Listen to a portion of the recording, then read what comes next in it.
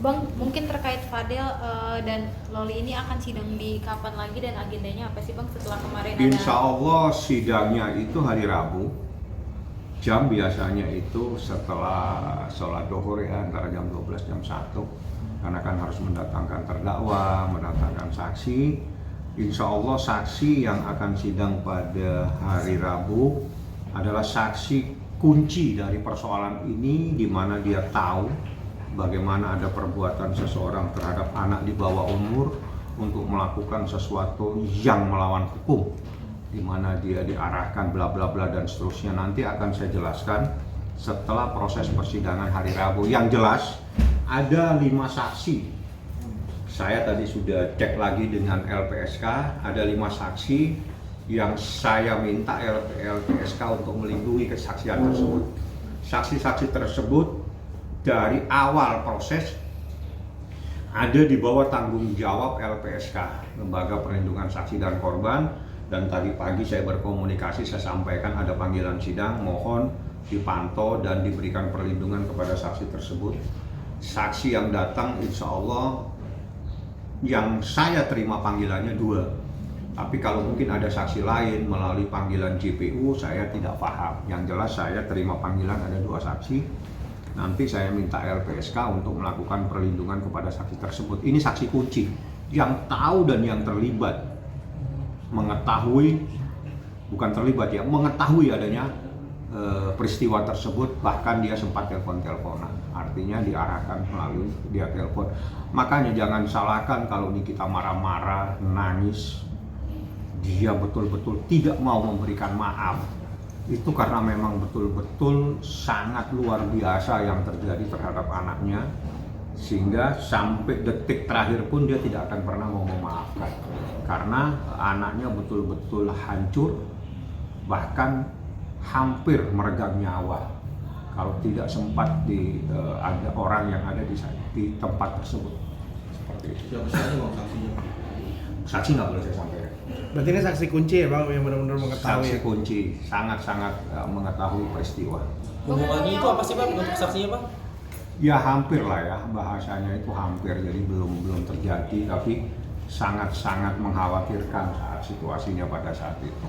Berarti ada indikasi pembunuhan atau semacam? Bukan seperti itu. Tidak ada kekerasan. Tapi pada saat dia melakukan sesuatu itu kan pasti terjadi sesuatu. Nah, terjadi sesuatu inilah yang mengkhawatirkan.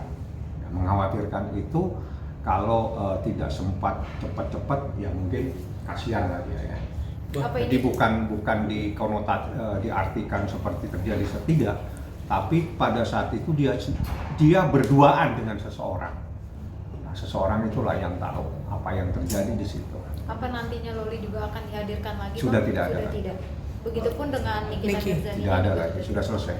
Bang, berarti kemarin persidangan kemarin itu seperti apa sih Bang? Sampai kayak ternyata ramai banget tuh Bang. Oh ya, itu kan pada saat Laura ingin sidang itu tidak diketahui oleh ibunya.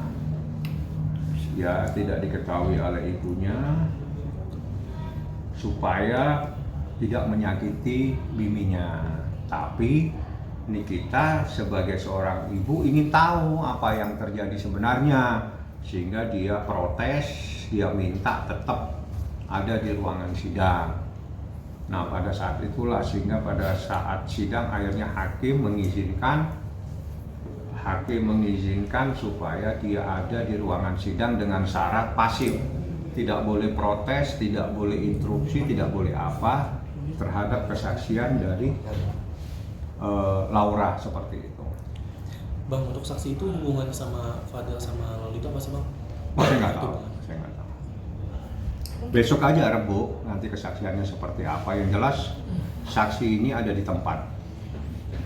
Artinya tadi kamu bilang saksi ini terlibat bang? Bukan terlibat, ada di tempat. Mengetahui ya Bang?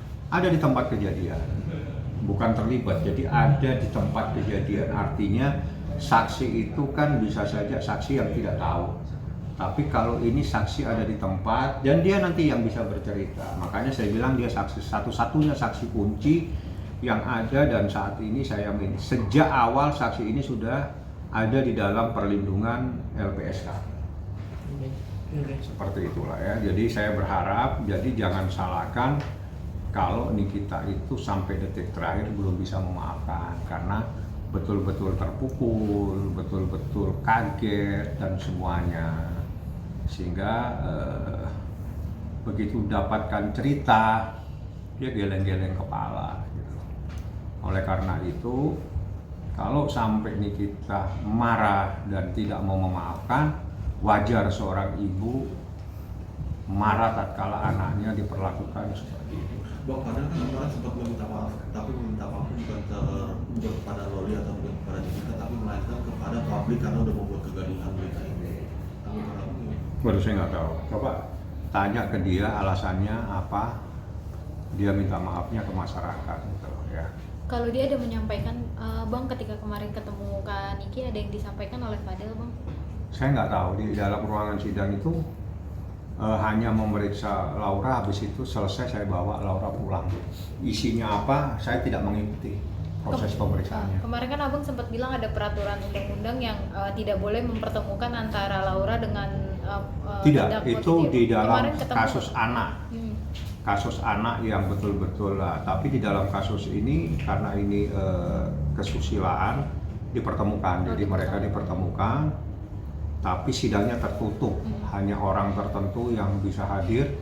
Hakim memutuskan yang bisa hadir itu adalah Nikita dengan kuasa hukumnya, Laura dengan lembaga perlindungan kalau nggak salah ya, dari perlindungan perempuan dan anak kalau tidak salah yang mendampingi. Boleh dipertemukan, tapi setelah itu Nikita kan ada di ruangan tapi tidak boleh aktif. Nah, itu kemarin gimana bang? Nikita ketemu Fadel tuh bang? Apa? Kan disebut teriak-teriak juga tuh bang. Sini kita. Maksudnya gimana? Ketemu di ruang persidangan. Histeris nggak sih bang ketemu maksudnya? Ketemu Fadel kemarin? Bukan nggak ada urusan dengan Fadel, dia cuma marah. Bukan marah, dia ingin ada di ruangan, ingin mendengar kesaksian anaknya, itu aja. Jadi akhirnya hakim bijaksana memberikan izin kepada Nikita hadir. Jadi sekali lagi saya katakan, kemarin itu nggak ada masalah, cuma Niki ingin ada di ruangan mendengarkan anaknya memberikan kesaksian. Anaknya tidak ingin menyakiti mamanya, gitu loh ya, paham ya? Jadi ada cara berpikir yang berbeda, tapi akhirnya hakim bijaksana mengambil sikap, dibolehkan memberikan kesaksian. Laura ada ibunya, ada miminya di belakang, tapi miminya harus pasif seperti itu. Nah, sidang besok ini ada 2 yang saya terima panggilan, tapi apakah ada panggilan lain yang dipanggilkan oleh jaksa kepada saksi-saksi yang lain saya tidak tahu. Pada kesempatan ini saya mengucapkan banyak terima kasih, khusus saya ucapkan banyak terima kasih kepada LPSK yang dari awal kasus ini telah memberikan perlindungan kepada para saksi-saksi yang kami ajukan, di mana saksi-saksi itu di dalam surat yang saya terima sudah lebih dari berapa bulan yang lalu sudah dibawa pantauan, dibawa perlindungan dari LPSK. Dan kemarin atau tadi pagi saya juga berkomunikasi lagi dengan pihak LPSK supaya memberikan perlindungan pada hari sidang hari Rabu. Oleh karena itu saya ucapkan atas nama keluarga, atas nama Nikita Mirzani, atas nama Laura Mezani Mawardi, saya ucapkan banyak terima kasih kepada LPSK, Lembaga Perlindungan Saksi dan Korban, yang telah mengeluarkan penetapan yang memberikan perlindungan kepada saksi-saksi yang terkait dengan permasalahan ini. Saksinya hampir 5 yang ada di bawah perlindungan LPSK, Lembaga Perlindungan Saksi dan Korban. Terima kasih. Mohon tetap dikawal kasus ini, mohon tetap memberikan perlindungan kepada para saksi, termasuk saksi-saksi yang akan dihadirkan pada persidangan berikutnya.